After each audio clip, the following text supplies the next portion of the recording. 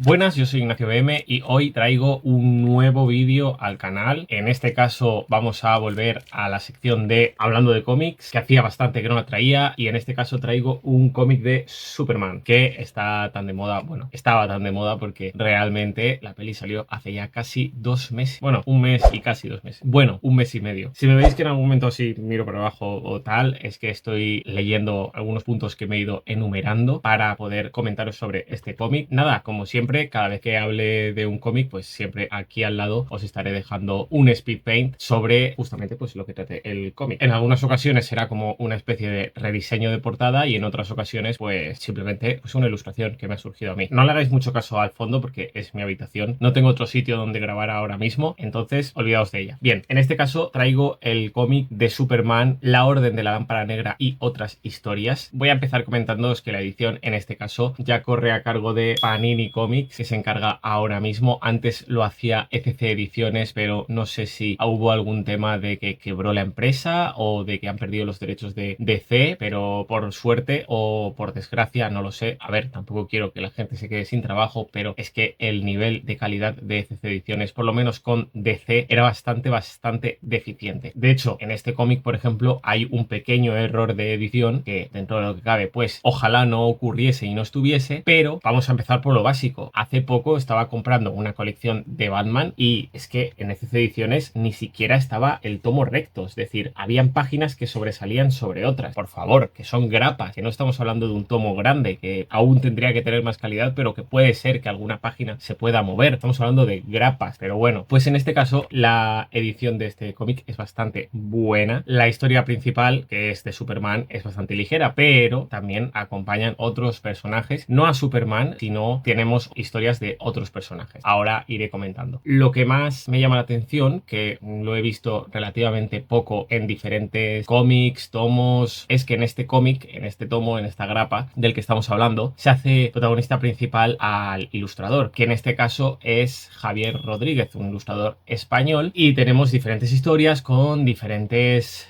guionistas, pero él es quien ilustra cada historia. Quiero comentar que el estilo de ilustración de Javier Rodríguez está bastante influenciado por la edad dorada de los cómics y es algo que me gusta mucho. Con el tiempo he conseguido que me guste más, que me agrade más ese estilo de dibujo, ese estilo que se llevaba en la edad dorada de los cómics, en la Golden Age más bien conocida, y realmente después de leer este cómic puedo decir que se reafirma aún más cómo me está empezando a gustar cada vez más ese estilo que se veía en aquella época en los cómics. Los relatos que encontramos son dos de Superman, cuyo primer guionista es Christopher Cantwell, el segundo, cuyo guionista es Greg Burnham, el tercero es una historia de Green Arrow junto a Speedy, su sidekick, que cuenta como guionista a Mariko Tamaki, y en la tercera historia se centra sobre todo en Starfire, pero también cuenta en parte a los Titanes, y es la que más me ha gustado y más he disfrutado de leer en este tomo. Y como cuento, están todas unificadas por la ilustración de Javier Rodríguez, unificadas simplemente en el aspecto visual, nada que tenga que ver con que las historias se unan entre unas y otras. Bueno, pasando a las historias que se narran en este cómic. En la primera tenemos a Superman en una historia titulada, estoy repitiendo demasiadas veces la palabra historia, pero bueno, se titula Superman y la Orden de la Lámpara Negra. Por cierto, os iré dejando pequeñas imágenes aquí para que veáis cómo es pues las ilustraciones, algunas páginas del cómic y todo eso. En este primer relato, Superman recibe un anillo con una nota de socorro por parte de un viejo héroe de su infancia llamado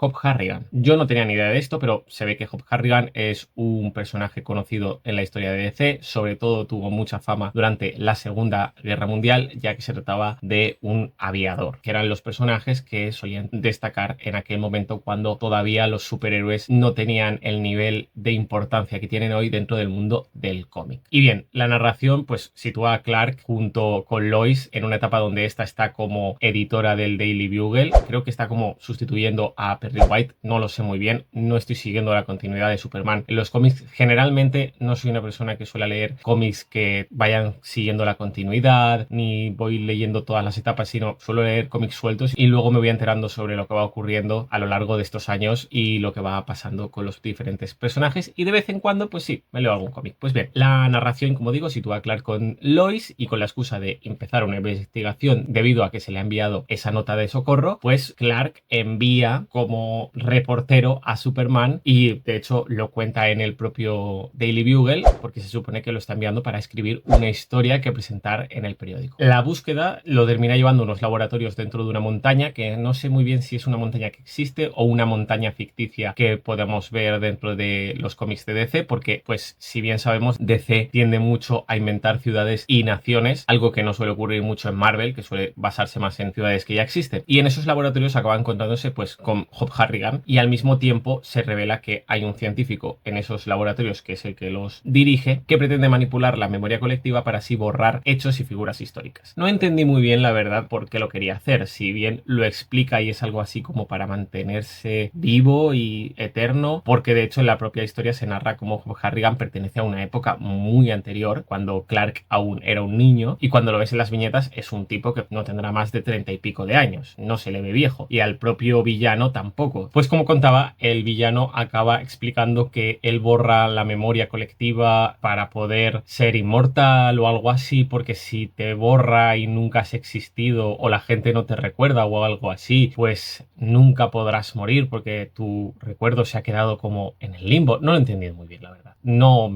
sea, la historia me estaba gustando más por cómo estaba ilustrada que porque realmente crea que el guión esté siendo muy bueno. La verdad es que el plan me ha resultado algo difuso en la ejecución. Pero bueno, finalmente Superman y Hope Harrigan acaban escapando. No me preguntes muy bien cómo, pero se supone que Superman además estaba debilitado porque este hombre sabía usar o tenía kriptonita, y luego Hope Harrigan le saca con un avión y después, bueno, no lo he entendido muy bien, pero la ilustración es una absoluta maravilla y la manera de narrar que tiene Javier Rodríguez dentro de las ilustraciones y viñetas es muy buena. Y finalmente, pues como digo, se me queda un poco ambiguo el final porque no termino de entender si Clark ha olvidado lo que ha ocurrido, que es un poco lo que se da a entender, y si luego lo que ha ocurrido es una historia que ha pasado de verdad o es un recuerdo o una invención ficticia. No me ha quedado muy claro, la verdad. Pero si algo destaca en todo lo que es esta historia es su tono nostálgico y el homenaje que hace al personaje de Harrigan, porque al final se supone que este personaje fue bastante importante, ya he comentado, durante la época de la Segunda Guerra Mundial, y termina funcionando como una reflexión sobre la memoria y lo efímero del recuerdo. Visualmente, como comento, Javier Rodríguez recrea maravillosamente la estética de la Golden Age y refuerza mucho esa atmósfera retro que tiene el relato, y que al final pues se siente así porque eran un poco las historias que se contaban en aquella época. No tenían mucho guión, no tenían un desenlace maravilloso, simplemente era Superman luchando contra el villano de turno, que ya está, y luego a la siguiente semana, mes o año, cuando saliese el siguiente cómic, Superman volvía a luchar contra el villano de turno y para nada se conectaba con lo anterior. En la segunda historia, un poco más corta, titulada Superman Los Restos, por lo menos aquí en España, vuelve a estar protagonizada por Superman y Lois le encarga investigar una penitenciaría abandonada que parece estar encantada. En ella, Superman descubre indicios de un asesino en serie. Me ha gustado mucho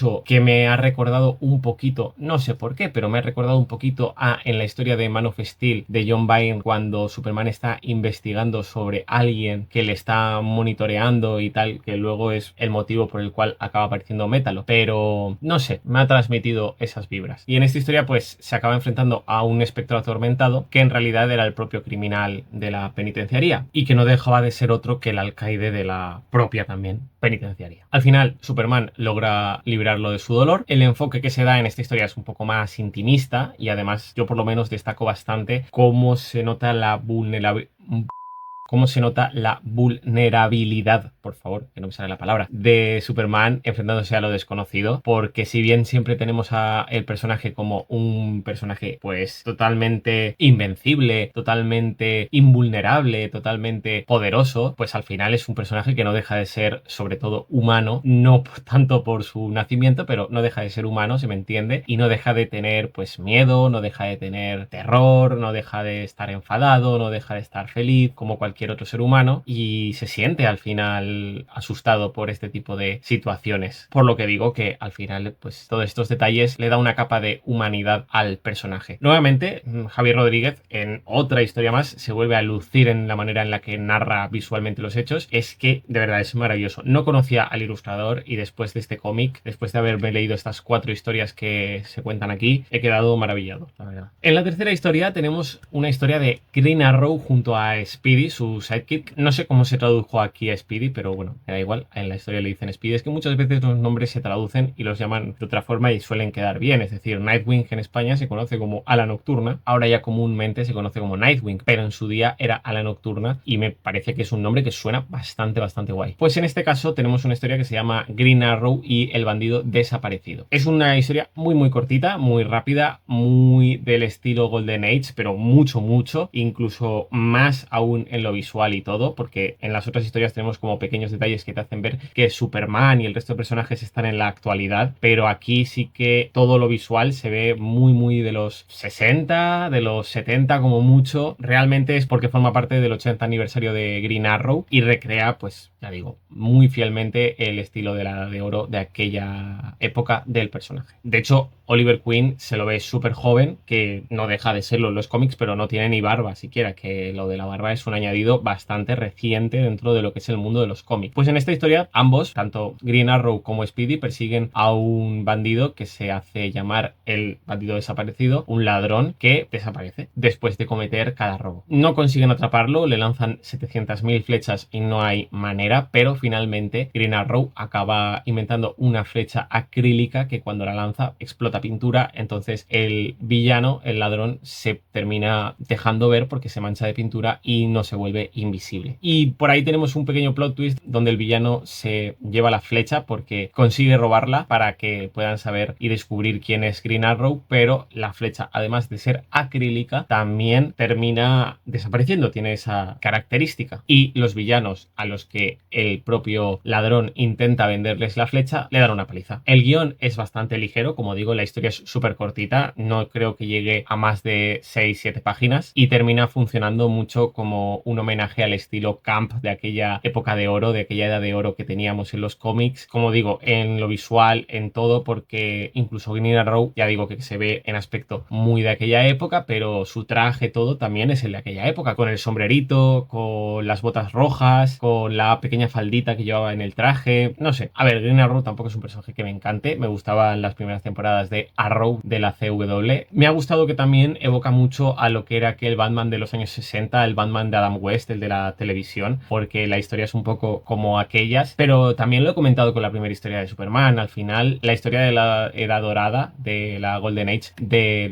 los superhéroes, eran un poquito así, eran historias que muy autoconclusivas, que no tenían un guión espléndido y que además eran simplemente para pasar el rato, porque realmente los cómics en un inicio eran algo meramente para niños. La gente adulta prácticamente no los tocaba. Oye, por cierto, si te está gustando el vídeo, déjate un like y si quieres te suscribes, pero sobre todo déjate un like que me ayuda un montón, ¿vale? Gracias. Pasando a la cuarta historia, a la última, trata sobre Starfire y los titanes y se titula Starfire, princesa alienígena. Esta historia ha sido la que más me ha gustado, sobre todo porque Starfire es un personaje dentro de los titanes que me gusta mucho y sobre todo por su estética, porque ya hemos recalcado suficiente que este cómic y las historias que se encuentran dentro de él son bastante apegadas en lo visual a la era dorada de los cómics, pero en este caso se apega mucho porque los trajes y todo eso eran muy parecidos a los de la Golden Age, pero también le da el toque actual que tienen estos personajes. Es decir, Starfire siempre ha sido un personaje que su traje generalmente ha estado muy sexualizado y casi siempre iba medio desnuda. Pues en este caso, si bien pues siguen viéndosele varias partes del cuerpo, se le tapa bastante más, que no significa que haya que taparla, pero es que no me gusta que los personajes lo sexualicen porque no me interesa verle los pechos a Starfire. Quiero ver cómo Starfire lanza rayos por las manos y se le pone los ojos verdes de furia. Bueno, dejando de lado este disclaimer y esta reivindicación al personaje, el relato se centra en la ya mencionada Starfire, Estrella de Fuego. Aquí no se tradujo el nombre, se llama Starfire y Starfire, donde la princesa, y voy a intentar decir esta palabra bien leyéndola porque es que si no, no me sale, la princesa Tamaraniana emprende una misión en solitario en donde se separa de los titanes que van a otra misión porque Oráculo, que es como la que guía a los titanes, y en este caso Nightwing y Starfire no tienen una relación romántica. Esto es algo que no sabía que pasaba en la actualidad, sino que Nightwing tiene un interés romántico con Oráculo, que para quien no lo sepa es Bárbara Gordon. Esto no sé si me gusta o no, porque yo siempre había visto a Starfire con Nightwing, pero tampoco es importante para la historia. Como digo, la princesa Tamaraniana, me ha salido sin leer, es avisada por Oráculo de que hay una nave de su planeta en la Tierra y que la están buscando, por lo que va allí y se encuentra con dos hermanas bastante opuestas la una de la otra. Es algo que a ella le hace enfrentarse a muchos recuerdos del pasado, ya que, como bien se sabe en la historia de Starfire, pues su hermana Blackfire es muy opuesta a ella y de hecho es su villana principal. Aunque en esta historia, pues estas dos hermanas, si bien son bastante opuestas entre ellas, no dejan de quererse, como sí que pasaba en la historia de Starfire con su hermana Blackfire,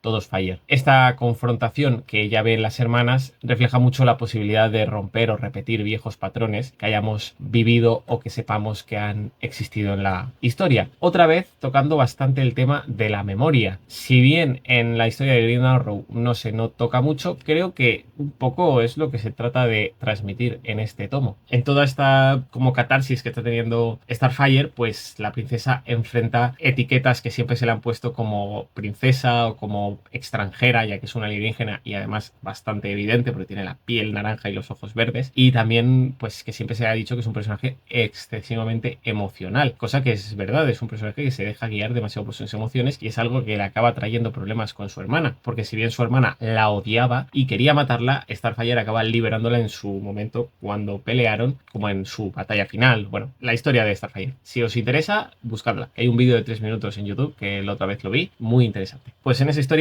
Starfire acaba liberando a su hermana porque le puede, porque como es su hermana, pues la quiere mucho. A lo que voy, se reivindica mucho que esas características de princesa, de personaje extranjero, de excesivamente emocional, son las fortalezas de Starfire, son lo que la hacen un gran personaje, por lo que el guión pues termina combinando reflexiones de su identidad, cómo ella lo está tratando de pensar y cómo se está viendo hacia el mundo, cómo se, digamos, cómo se refleja ella en el mundo. Todo eso se termina mezclando con escenas maravillosas de acción. Creo que este cómic, de los 4 historias que se cuentan dentro del tomo, es el que mejores escenas de acción tiene y por lo menos las que más me han gustado. Otra vez tenemos que recordar que la historia en sí, más allá de todo lo que es el guión en la parte emocional y en la parte donde Starfire trata de pues volver a entender cómo se siente y poder saber quién es y todo eso, lo que es el resto de la historia funciona un poquito como un pretexto para, pues bueno, mira, ven aquí, ayúdanos con esto y luego ves allí y ayuda con lo otro, pero tampoco es importante.